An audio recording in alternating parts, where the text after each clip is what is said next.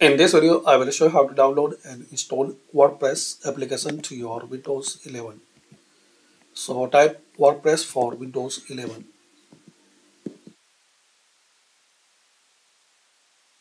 Now here guys, you have to find out this link wordpress.com apps, or you can search apps.wordpress.com. Now here click on Windows plus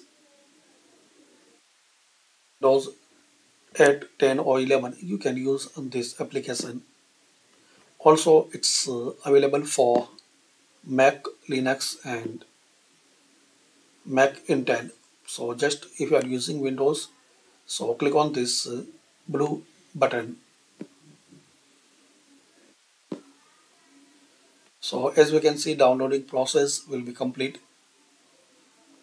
It's about 180 18 MBs.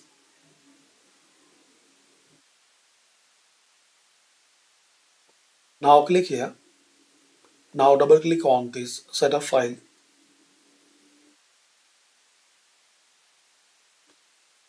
Now you can select anyone who use this computer can use this WordPress or only for me. So you can select any option, then install. It will ask permissions, so click on yes.